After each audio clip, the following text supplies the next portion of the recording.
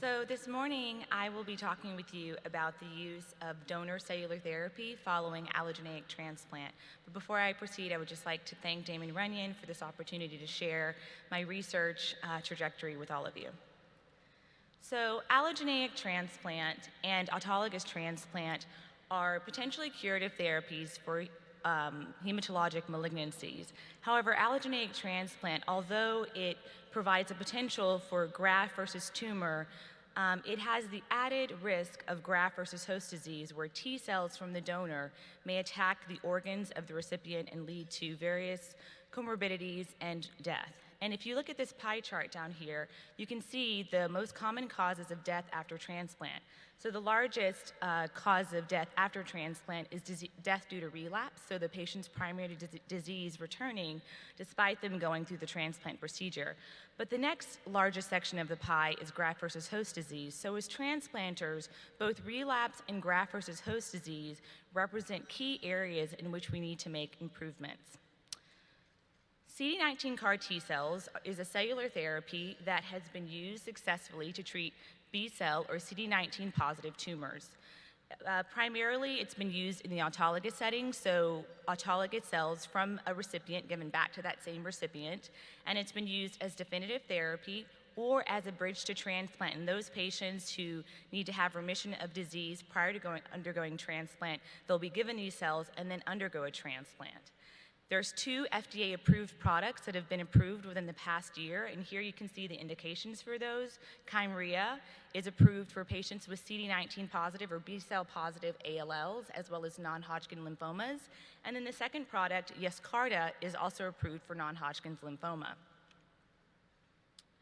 We decided to investigate the use of donor CD19 as opposed to autologous CD19 CAR T cells in the setting of an allogeneic transplant. So in the donor context, the T cell receptor may mediate graft versus host disease, as about 5 to 10% of any individual cells are alloreactive and may mediate organ toxicity causing graft versus host disease. On the other hand, if you look on the right at the chimeric antigen receptor, it is able to mediate B cell clearance, causing B cell aplasias, and can also mediate killing of CD19 positive tumors. So in the transplant context, we decided to ask the question, what happens when both a CAR and an endogenous T cell receptor are concurrently stimulated? We generated a panel of mouse retroviral vectors that are analogous to the ones that are currently used in the clinic. And those vectors included both a non-functional CD19 delta, which you see in the middle column, and a functional, what we call second-generation CD19 CAR T cell, which has a CD28 co-stimulatory molecule. We used a major mismatch model of mouse transplant, which is B6 into BAL, meaning there's a major HLA mismatch, so we would expect for graft versus host disease to occur. So what you're seeing here in these photos is that mice in all of these groups were injected with a luciferase positive tumor, A20, which is a CD19 positive tumor, and we give a luciferase positive tumor so that we can follow the tumor growth and expansion serially over time. In the first group, they received the bone marrow transplant and the luciferase positive tumor, but no T cells. And here you see that those mice subsequently died of death due to tumor. In the second column, you see the mice that received in addition to the bone marrow transplant and luciferase positive tumor, they also received a non-functional CAR T cell. And that CAR T cell led to graft versus host disease within the first 2 weeks of the experiment. However, in that third column, you see those animals that received the second-generation CAR T cell, and those T cells mediated tumor clearance and did not result in graft versus host disease. This was a paradoxical finding because what we would have expected would have been similar to what we see in the middle column, given that historical data shows us that giving donor T cells after transplant in patients leads to graft versus host disease in 1/3 of individuals. So our finding here was quite surprising.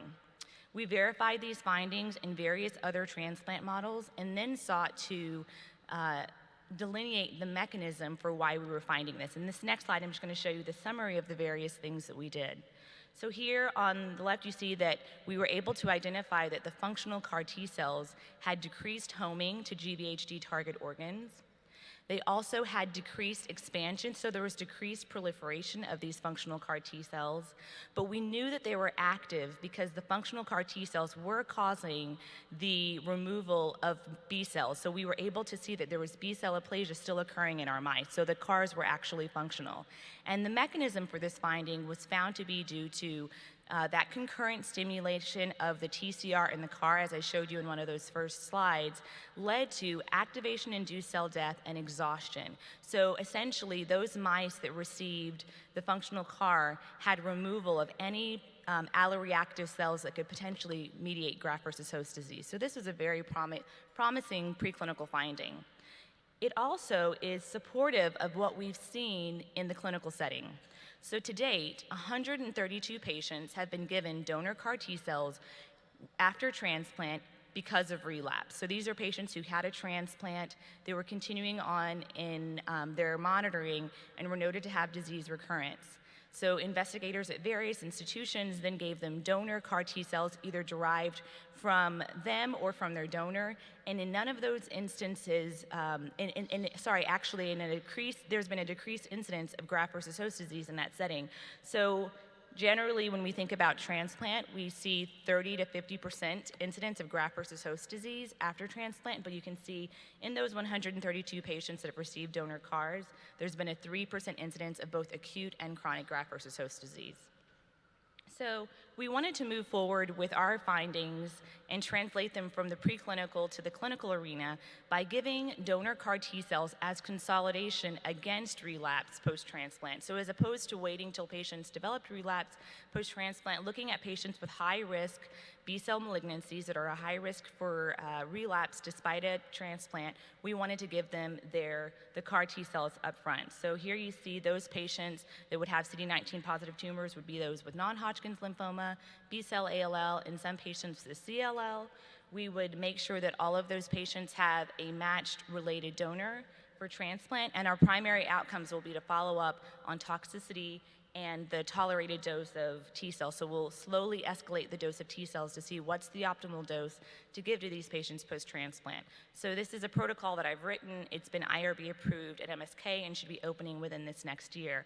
So in sum, I would just like to say thank you again to Damon Runyon Cancer Foundation for the funding of my research and giving me the opportunity to be able to translate these basic science research findings to the clinical arena. Thank you very much.